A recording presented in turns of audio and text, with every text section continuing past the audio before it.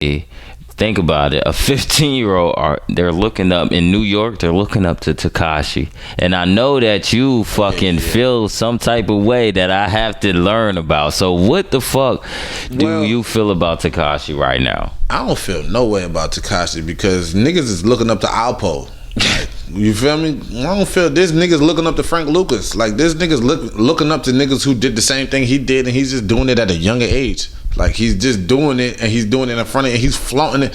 He's using everything that you like to watch, the entertainment and all that shit, and he did something we don't agree with. Mind you, I said I fucked with Dipset. That Stop Snitching shit. I used to walk around with a Stop Snitching shirt on every fucking day. But guess what? One day, there was a nigga getting ready to shoot a nigga. I was sitting right there. The nigga that had the Stop Snitching shirt on pulled out a gun and said, "Drop your weapon," and showed his badge. From that day forward, I never wore a Stop Snitching shirt.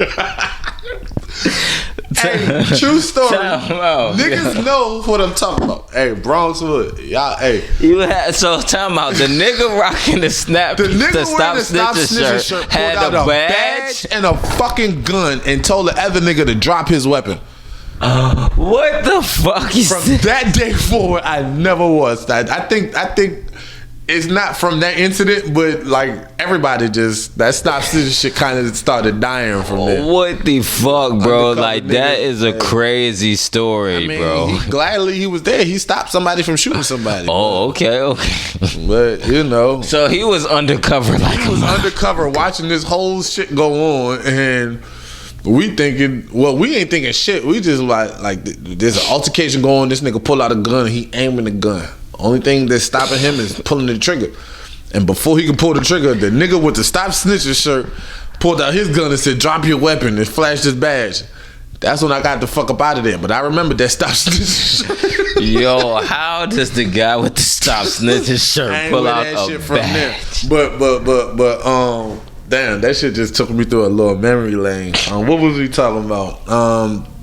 Influences, Dipset. Basically,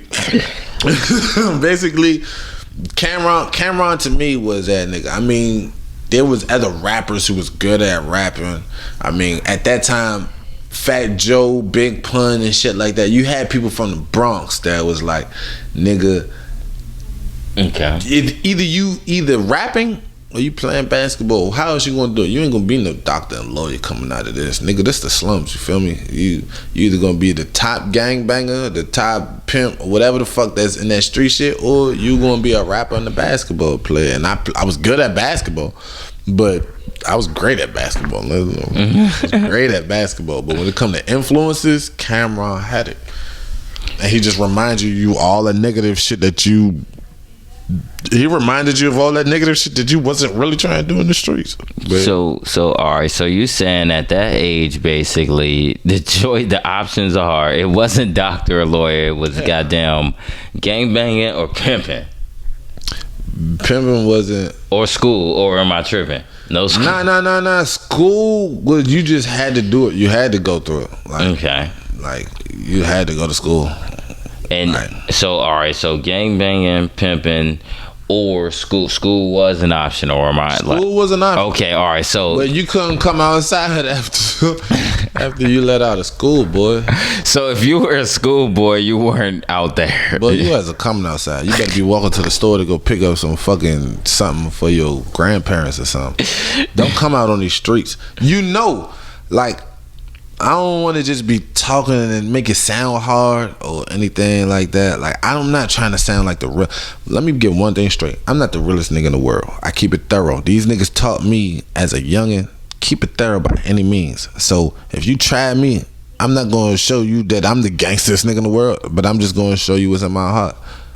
We was taught, don't come out here in these fields, my nigga. If you can't, you better come out here with your helmet, your pads, and all that. Like, if you coming to play, nigga, don't come out in this field unless you coming to play. That's for any sport. Football, basketball. You better get your heart in it. Nigga, if you the schoolboy, go to school, go back your ass in the house. Go back in the house, nigga. So, A nigga who want to come outside is like, nigga, we want to come outside and have fun. We want to play with the kids, but just know what's going on with the people above you. Just know what's going on and where you live. Just be aware, my nigga. And if you